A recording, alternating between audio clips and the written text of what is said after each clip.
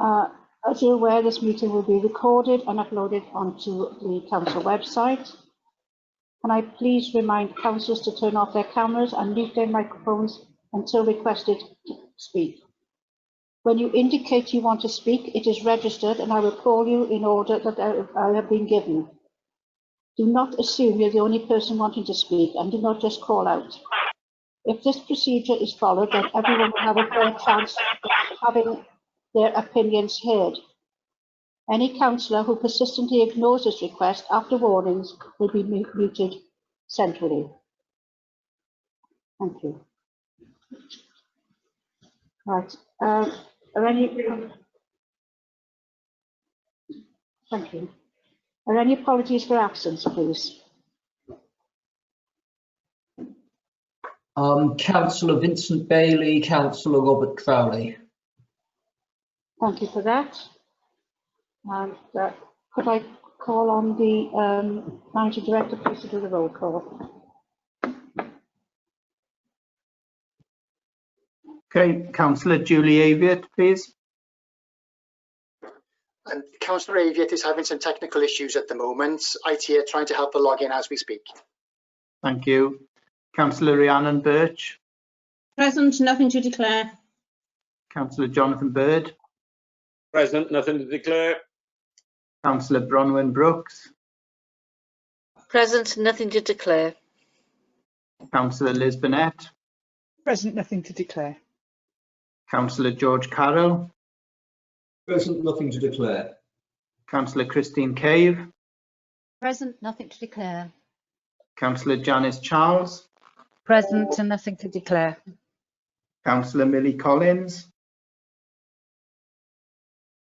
Present and nothing to declare. Councillor Jeff Cox.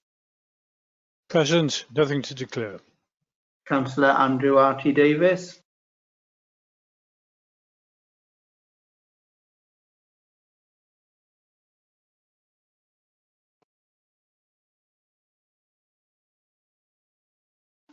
I'll come back. I think I can see Councillor Davis's name on the list. Councillor Pamela Drake. Present and nothing to declare. Councillor Vince Driscoll. Present, nothing to declare. Councillor Stuart Edwards. Present and nothing to declare. Councillor Ben Gray. Present, nothing to declare. Councillor Owen Griffiths. Present, nothing to declare. Councillor Stephen Griffiths. Present, nothing to declare. Councillor Tony Hampton.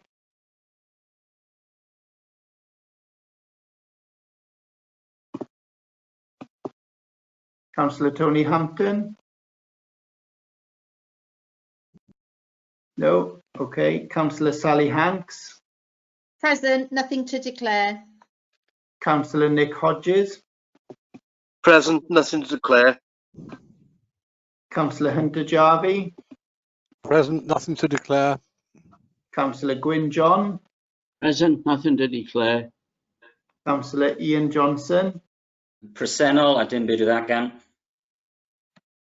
Councillor Gordon Kemp.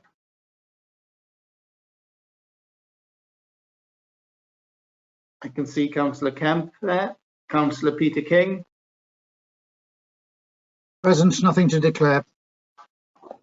Councillor Kevin Marney. Present, nothing to declare. Councillor Catherine McCaffer. Present, nothing to declare. Councillor Anne Moore. Declare. Councillor Neil Moore. Present, nothing to declare. Councillor Michael Morgan.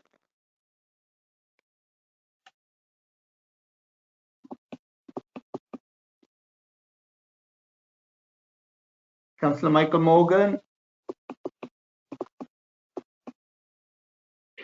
Present, nothing to declare. Can you hear me now? Thank you. Yes, that's good. Okay. And Councillor Jane Bowman. Councillor Rachel Nugent-Finn.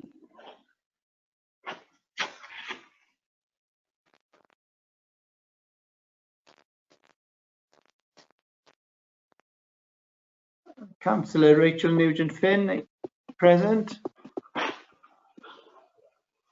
Councillor Nugent-Finn is here, but she's having a technical issue with her mic at the second.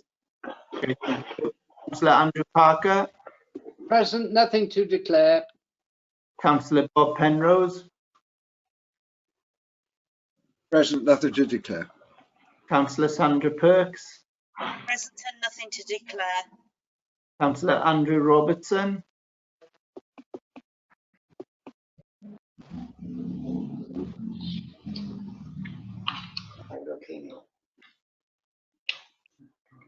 Councillor Andrew Robertson. Back. Councillor Leighton Rowlands. Present and nothing to declare. Councillor Rupa Sivinianam. Present and nothing to declare. Councillor John Thomas. Present, nothing to declare. Councillor Neil Thomas. Present, nothing to declare. Councillor Steffan William. Presennol, a dim byd ddatgan. Councillor Margaret Wilkinson. Present, nothing to declare. Councillor Eddie Williams. Present and nothing to declare. Councillor Mark Wilson. Present and nothing to declare. Councillor Margarita Wright. Present and nothing to declare. Also, Tony Hampton is here as well. Present, nothing to declare. Thank you. I can see from the chat bar that Councillor Andrew R.T. Davis is present as well. And that leaves Councillor Andrew Roberts. Councillor Robertson has texted me. He's having issues with his audio, but he is present. Okay, thank you. That concludes the roll call, Chair. Thank you. Councillor Nugent-Finn and Councillor Kemp, could you please switch off your cameras?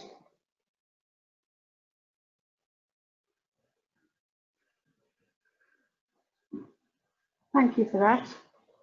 Right, item 1, I'm the only item 3, so I'm the only one on the agenda tonight, and I will pass over to the leader. Thank you, Madam Mayor. Before I present this report, I'm requesting the waiving of standing orders in order to allow Anthony Veal, the Council's auditor, and Caris Lord, the Section 151 officer, to speak on the issue before us. I do so because I'm aware of the comments made at the Audit Committee, and I believe both spoke, and I would like the same opportunity to be afforded at this council meeting.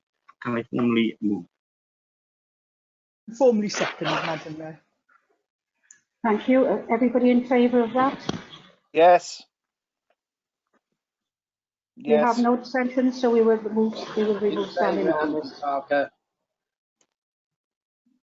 I'm sorry. Okay, Madam Mayor. Thank you. Thank you, Councillor Moore. Thank you, Madam Mayor. The purpose of this report is to request that the Council approve the Statement of Accounts and the Animal Governance Statement and agree the final letter of representation for 2019-2020. Audit Wales is the body responsible for undertaking the external audit work for this council. Under the Audit Accounts and Audit Wales Regulations 2014 as amended, the Council and the Auditor General are working towards meeting earlier statutory deadlines for the closure of accounts. For 2019-20 accounts, the Council was required to close the accounts by the 15th of June, with Audit Wales required to complete the audit by the 15th of September 2020. Due to the current pandemic, these dates have been revised and authorities are now required to complete their 2019-20 accounts by the 31st of August 2020, and Audit Wales should complete their audit by the 30th of November 2020. I'm pleased to report to Council that the draft accounts were handed to Audit Wales on the 30th of June, and the audited accounts are here tonight for our approval. The appointed auditor intends to provide an opinion on the 29-20 financial statements on October the 8th, 2020. In his report, the Auditor General has stated that the Council officers should be commended for the timely completion of the draft financial statements. And I would also like to acknowledge the work of our officers, along with the Audit Wales team, to complete the audit, which has enabled us to consider these accounts tonight. In his proposed audit report to the Council, the Auditor General has stated that the financial statements are: 1. Gives a true and fair view of the financial position of the Vale Glamorgan Council as of the 31st of March 2020 and of its income and expenditure for the year then ended, and have been properly prepared in accordance with the Code of Practice on Local Authorities Accounting in the United Kingdom 2019-20. He's also stated that it is the intention of the appointed auditor to issue an unqualified audit report on our financial statements once the relevant council officers have provided a signed final statement letter of representation, the reason we're here tonight. Under the Accounts and Audit Regulations as amended, the statement of accounts must be approved before the 30th of November and signed and dated by the Mayor as Chairman of the Council. And in addition, the annual governance statements needs to be formally approved by Council and signed and dated by the Leader of the Council, which I'm very happy to do. The audit cannot be formally concluded, and I need to make this clear, and an audit certificate issued until Audit Wales have completed consideration of matters brought to their attention by 2 local authority electors. However, having said that, the auditor is satisfied that these matters do not have a material effect on the financial statements once these matters are concluded. Audit Wales will confirm their closure of audit by issuing the audited certificate. This would be done in writing to the Council. On the 24th of September, Audit Committee considered an agenda item entitled Audit of the 2019-20 Financial Statements, reporting to those charged with governance. At the meeting, members did agree the statement of accounts as presented to them, but raised concerns regarding the outstanding issues and sought clarification on whether the resolution on the matters would impact on the information that they were considering at Audit Committee, that being the 2 complaints from the 2 residents. At this point, what I would like to do is to ask Anthony Veal, the Auditor General for Audit Wales, to speak to members regarding the outstanding issues.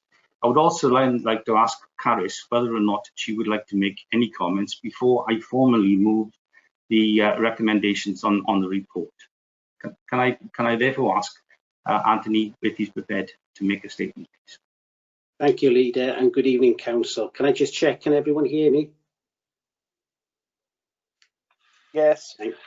Thank you very much.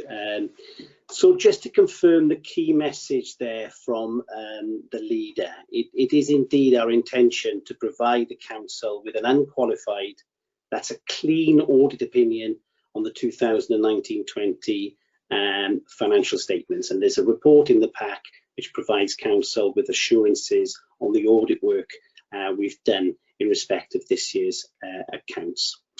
The Auditor General for Wales is scheduled to sign off the accounts this Thursday, that's the 8th of October 2020, on the proviso, as the Leader's just said, that we've got a signed letter of representation and the Council are prepared to approve the accounts. Just to pick up on some comments made by the Leader in our report, whilst we will be giving an audit opinion, we're unable to certify the closure of the 2019-20 audit.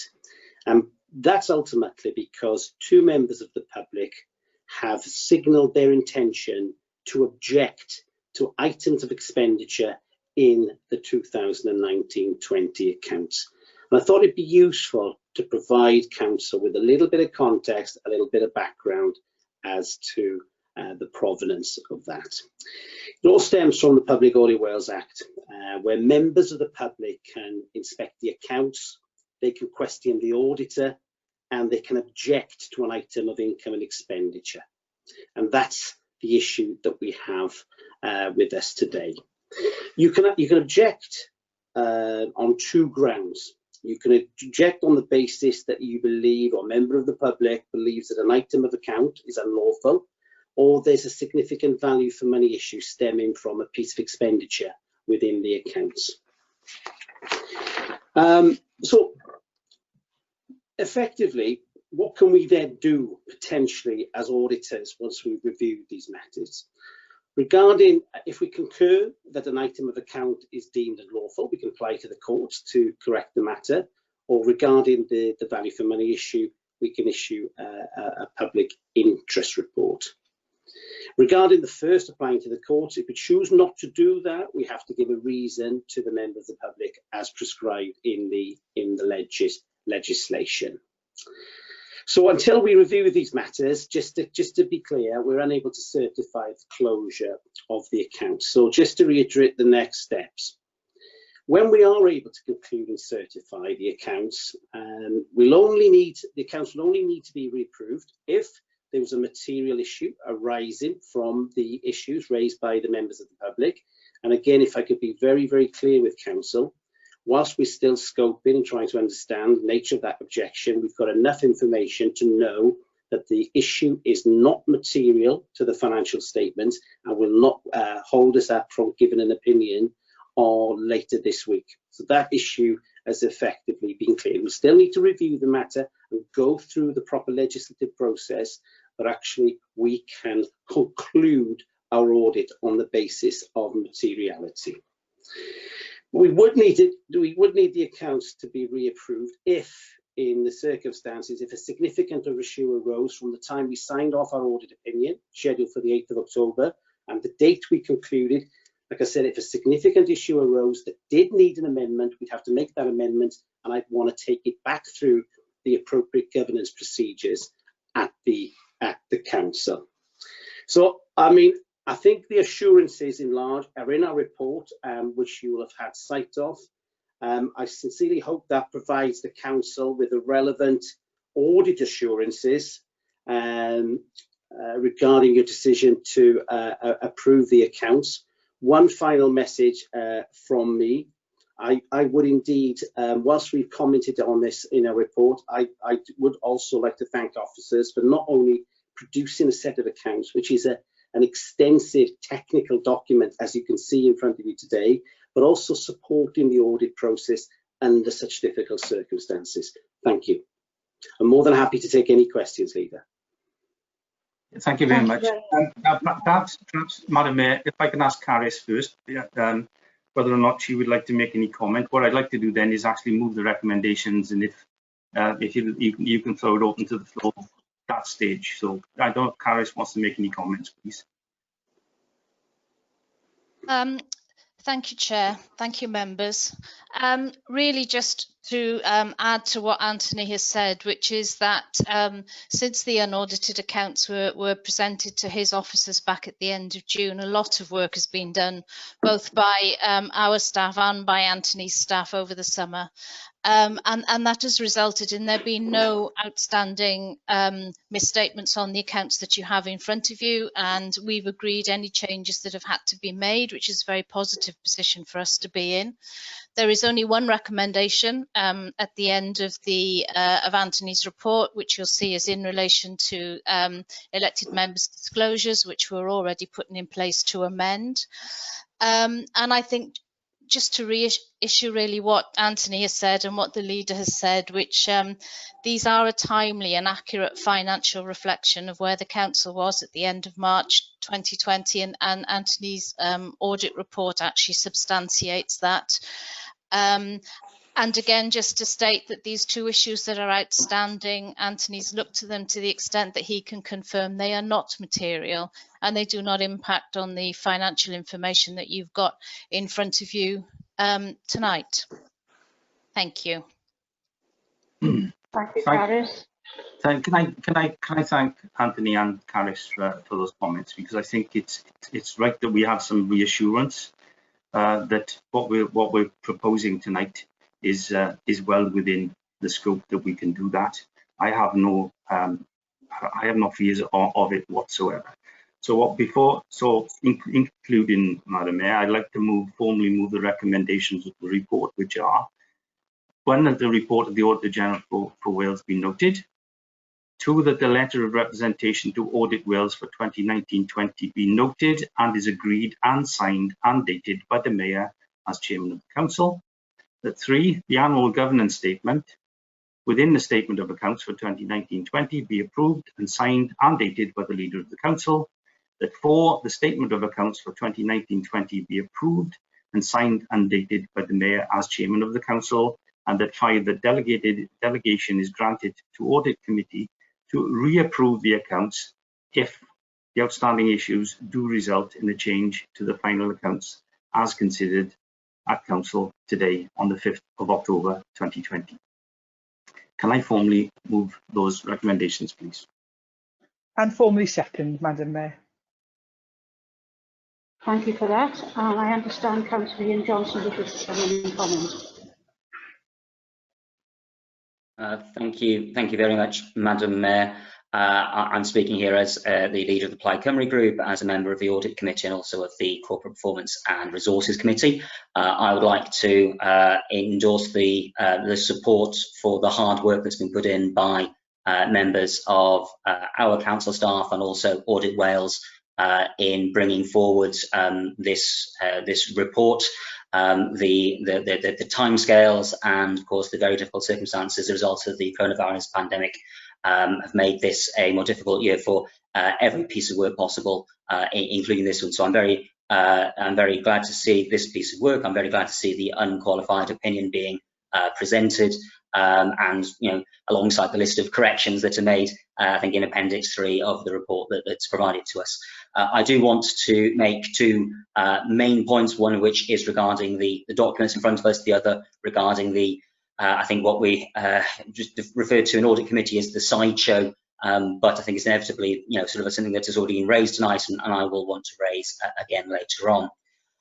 It's important that the Statement of Accounts comes to full council to debate. I think it's important that it's broadcast. It's important that people recognise that it's been through the Audit Committee twice and it's had a good airing there, and also that councillors have the opportunity to raise issues here so people don't feel that it is held or discussed in any way behind closed doors. There was a discussion previously about whether Audit Committee should be the body responsible for signing it off. Audit Committee said they thought it was important that it came to full council, and it's important that full council have full sight of it. There are 5 political groups on this council. All 5 political groups are on the Audit Committee. I think it's important that everybody plays a role in this. For me, the most important page is page 17 of the report. That shows us the sort of the in-year workings of the council. You'll see this year that, or the last year in 2019-20, the council made a surplus of just over £7 million. A large amount of that surplus came from the housing revenue account.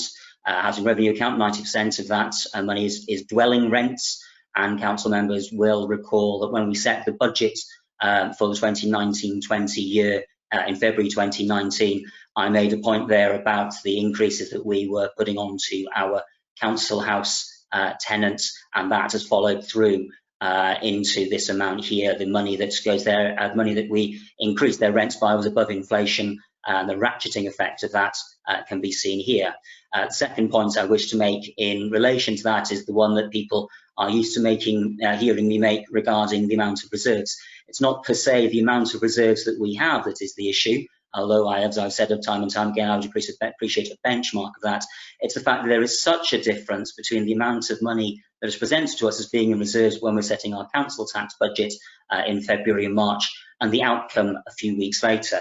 According to the budget there, according to the papers here on page 17, we have a little under £91 million in our usable reserves there in the general fund and the HRA. Now, in the figures that were provided to us in February this year, suggested we'd have around £71 million at the end of March. That's a £20 million difference. That is a substantial and phenomenal difference when it comes to us setting our council tax and making decisions. £20 million out is quite a lot of money. And now, while this is a very detailed piece of work, it's always very interesting to go through it with a tooth comb in audit. I'm not planning on repeating some of those here, some of those points here, but I think those are the main points that should be recalled. This is a consistent feature of our accounting procedures to inform council that we are in a poorer position in our reserves when we're setting the council tax than we actually are. It's very good that we're in a good position, but it's also bad that we don't know this precise position when we're making those decisions on behalf of our constituents. The second part here is the one that's already been referred to, which is the role of the public in querying our accounts. Now, we know that there are two people. I don't know who those people are. I don't know what their concerns are, who have raised queries. Now, this year, as a result of the pandemic, we have a longer period of time to actually sign off these accounts than we ordinarily would. The questions that were raised in the audit committee were why we were rushing to do this when there are issues that were outstanding. Now, we're in a phase at the moment where people don't feel they're being listened to. They feel that their concerns are being overridden by technocratic demands.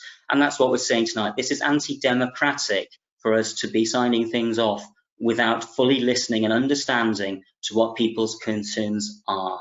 Now, the threshold that's given here is materiality.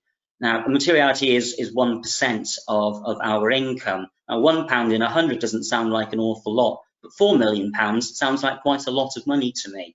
And it does to our electors as well. That's the level of materiality that's been given here, £3.877 million. That's £1 million more than the entire precept for the 26-27 town and community councils that we have. That's more money than is the loss that we're anticipating making as a result of a global pandemic and catastrophe that's forced us to reconfigure all our systems. That is quite a high threshold to have materiality. So whilst I'm very glad that we've had an unqualified opinion, I'm very glad that all of our books are in order, subject of course to the corrections that have been made, which are substantial in their own sense, but have been made. I feel uncomfortable with the idea that we are signing off accounts here tonight whilst these questions are still there. And on that basis, I will not be supporting us signing off those accounts. I feel that we could have held this meeting at a later date and had everything done, our I's dotted, our T's crossed, and instead of us being able to celebrate an unqualified opinion and very good work, we now actually have a question mark over some of these things that should have been answered before it came to full council. Thank you very much, Madam Mayor. Thank you very much, Councillor Johnson. I call upon the leader to reply. I think Councillor Gwyn John wants to come in, Madam Mayor. Councillor John. Thank you, Madam Mayor. As the leader of Lampeter First Independence, I would like to thank the officers and Audit Wales, the amount of work that they put into this. Absolutely huge amount of work that has been done. I'm quite happy. Our group is quite happy to support the recommendations tonight, and I am delighted to do so. Thank you.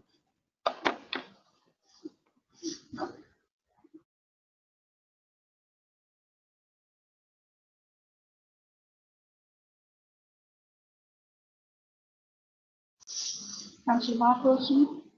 Yep. Hello there. Can you hear me? Excellent. Okay, what I'd like to say is that we've had a good air at audit meeting in which Councillor Johnson rightly said he was present. We discussed this issue at length, and what I said, and I will repeat this, that I was satisfied that the Auditor General, who was present at this meeting, basically said that there was nothing material, although Councillor Johnson refers this could mean such amounts of millions of pounds. I do not think that is the case. I think, as Councillor Johnson all knows too well, that what we're doing tonight is really recommending approval of these accounts. And if they need to go back to audit committee, they will do so if they have to be, if there's a material change. But I personally believe that there'll be no real material change in the accounts and that we really should proceed with this. And in relation to Councillor Johnson's point about how high our reserves are, yes, they are high, but they're high for good reason. We are going through a global pandemic.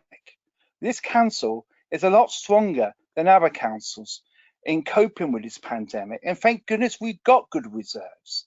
And in reality, Councillor Johnson knows all too well, being a very senior councillor yourself, Councillor Johnson, and being leader of Plaid Cymru group here, you know perfectly well that we're in a good position as a council financially, because we've been making very sensible decisions over a number of years, and we've also been able to fund a major school building programme, which I know Councillor Johnson champions, and in fact we all champion that, but that's because we got good financial reserves.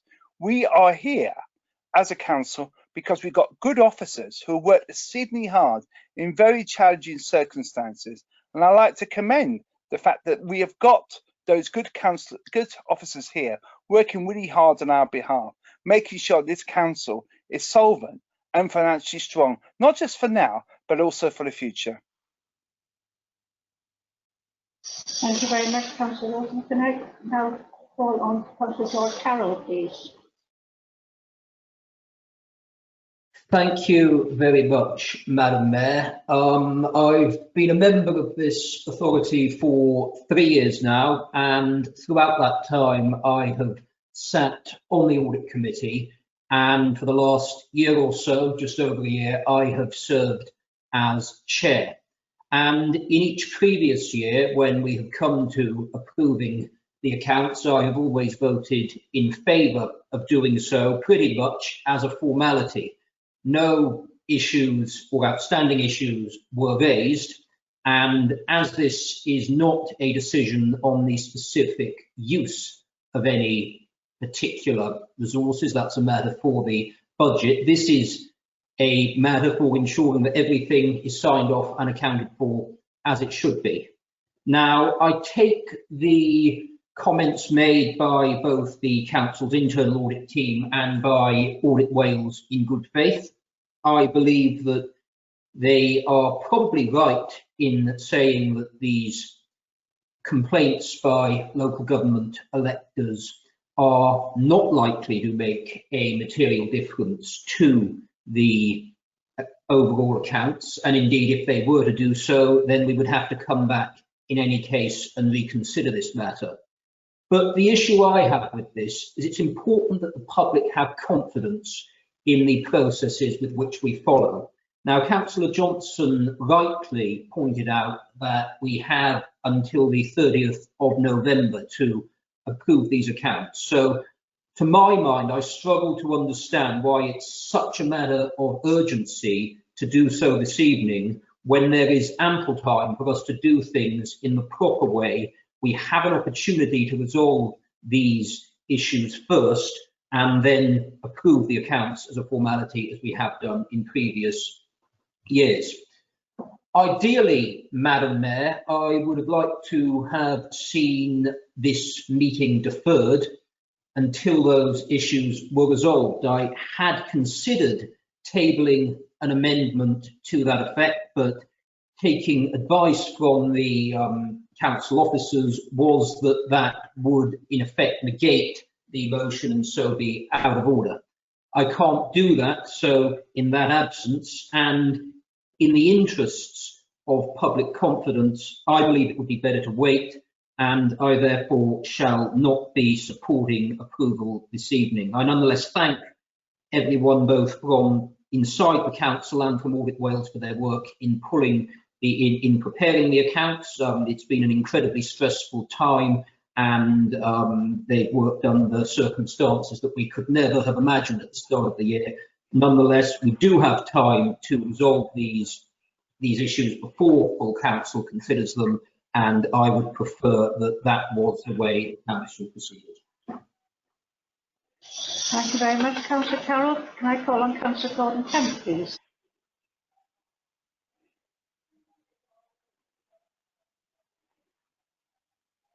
Councillor Kemp, can you unmute yourself, please?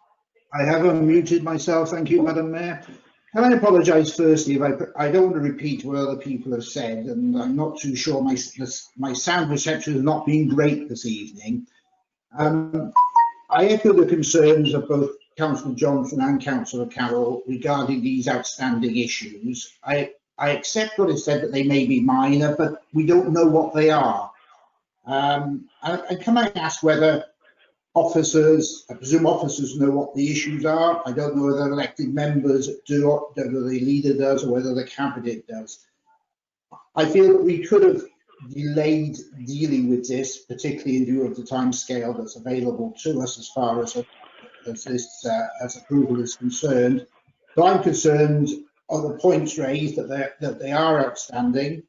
I'm not going to sort of totally echo what Councillor Johnson said about the size of the reserves. I appreciate we are looking at these at a moment in time, which is at the end of March.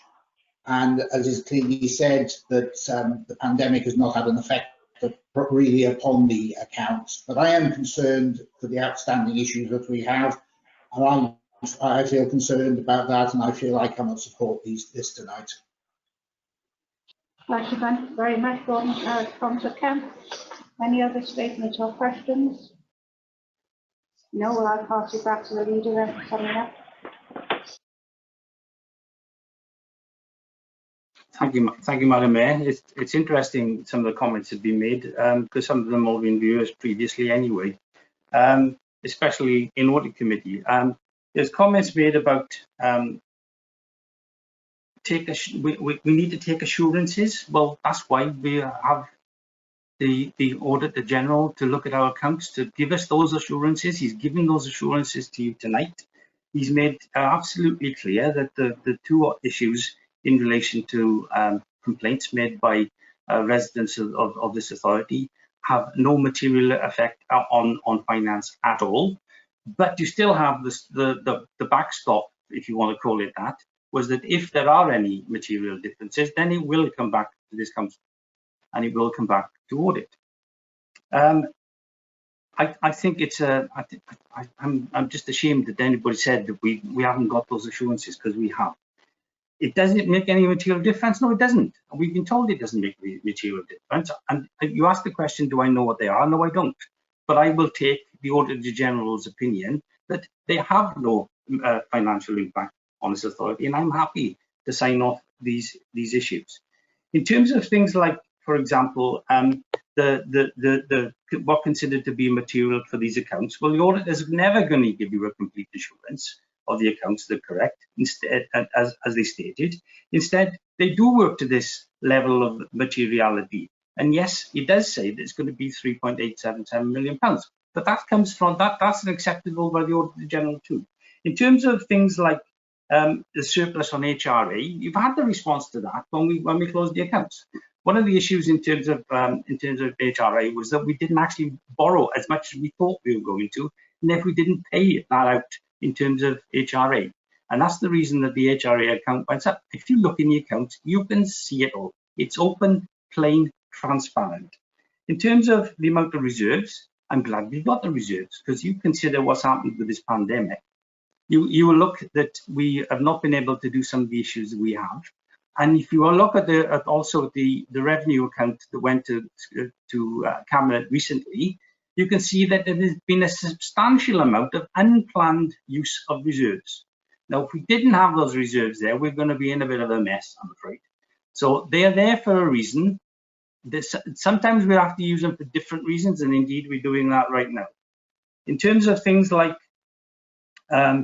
the difference between what we estimate when we take our budget as to what is at the end of the year, that's always going to be the case, because we don't know, for example, how much money we're gonna get from council tax, and I'm surprised that Councillor Johnson didn't make his comment as he normally does in relation to the amount of council tax we raise. But let's be fair, we're actually losing out on that at the moment too. So we have to set ourselves at a level. If we can collect more, fine. I'd rather collect more than not collect more. Let's put it that way. I don't see how you can query what's before you tonight. You ask why it should be done tonight. One of the issues in terms of this was the appointed auditor intends to provide an opinion on the 8th of October. Well, 8th of October is 3 days away. So that's one of the reasons we brought it here tonight. And there's no reason not to bring it here tonight. So I refute any of the comments that have been made. You've had the Section 151 officer who has worked, and with their officers have worked their socks off to get this to this stage. We've been told they're exemplar. Let's be fair. Yes, there are going to be some changes. Yes, there are going to be some things that are picked up. And if you read some of them, it's because they've been coded wrongly. But there's nothing out of order with that. So as far as I'm concerned, with all due respect, I have absolutely no reason why we should not pass these tonight. The Auditor of Wales, the Auditor General of Wales, has actually told us that they're okay. Our section 151 has told us okay. We've been told about these two issues from residents. We've been told by the Audit Wales that they have no relevance to the finances, which is what we're signing off, the accounts. But if they were, it would come back to us. So to be honest, Madam Mayor, I just refute everything that's had, and I think we should just simply now put it to the vote as I just summed up. Thank you very much, Leader. And we've already had a seconder from Councillor Burnett. So shall we go for the vote then, please? To accept the report as it stands. Madam Mayor, I don't know whether or not members want to go through the rigmarole of each member. It looks like to me like Councillor Johnson does. So I would ask the Managing Director to consider going to each member in turn, please. And either they're in favour of the accounts or Thank you very much. So can I just put it to the Director, please, to do a recorded vote? Okay, members will be aware of the recommendations on the report. So if you say, when I call out your name, if you say whether you're for those recommendations or against or want to abstain. So we'll start with Councillor Aviett, please. For. For. Councillor Rhiannon Birch. For the recommendations. Councillor Jonathan Bird. For the recommendations. Councillor Bronwyn Brooks. For the recommendations. Councillor Liz Burnett. For the recommendations. Councillor George Carroll. Against. Councillor Christine Cave. Against. Councillor Janice Charles. Against. Councillor Millie Collins.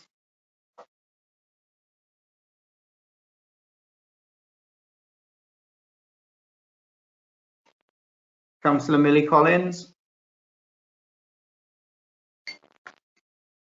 Against. Councillor Jeff Cox. Recommendations. Councillor Andrew R.T. Davis.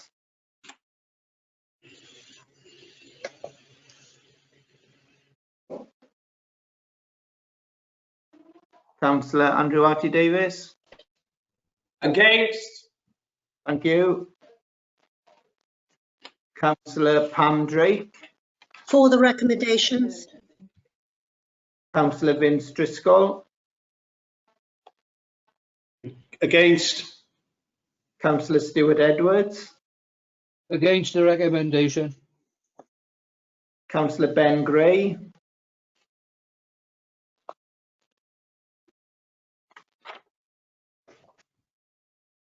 Councillor Ben Gray. I think he lost. I think he lost.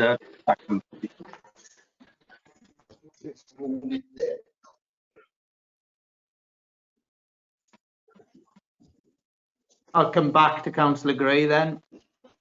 Councillor Owen Griffiths. For the recommendation. Councillor Stephen Griffiths. Against. Councillor Anthony Hampton.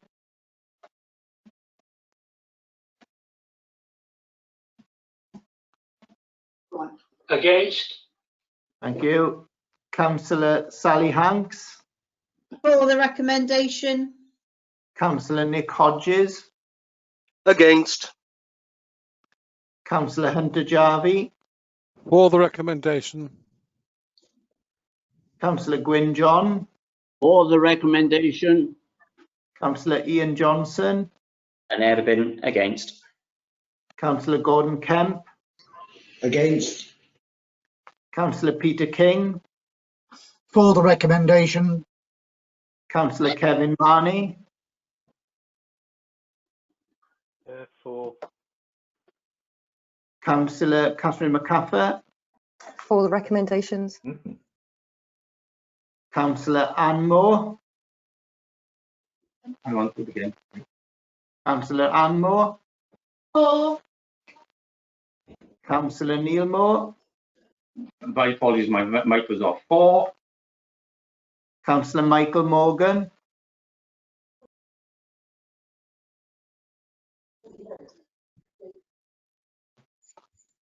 Councillor Michael Morgan. Can you hear me now? Hello. Is that Councillor Morgan? I hope so. I keep being moted. Yes, I am supporting the leader's motion. Thank you. Councillor Jane Norman, For the recommendation. Councillor Rachel Nugent-Finn, Against the recommendations. Councillor Andrew Parker, For the recommendation. Councillor Bob Penrose, For the recommendation. Councillor Sandra Perks, For the recommendation. Councillor Andrew Robertson,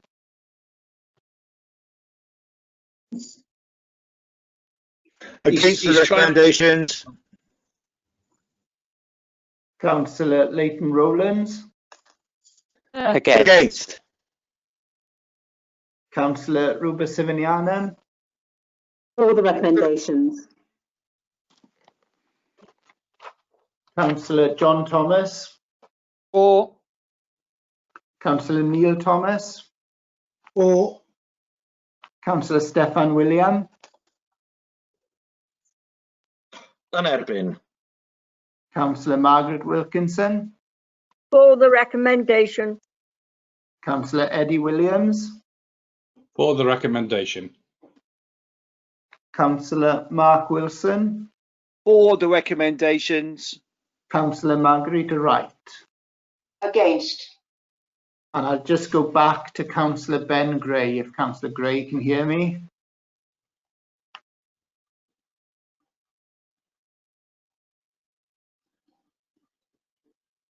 No? I think he had trouble, Rob. Okay. I've got the results. Chair, And that's, that's 27-17 for? it is, yes. Yeah, 27 in favour of the recommendations or in support of the recommendations, 17 against and no abstentions, Chair. Thank you very much. The recommendation, I think, is carried. I'll go back to the leader to sum up. Oh, can I just thank Council? Can I thank Anthony Vale and Caris for their input today, please, as well as obviously all the work that they've done during the course of this year. So I think it's a sensible decision. Thank you very much. Thank you very much. And on that, good night, everybody. Thank you.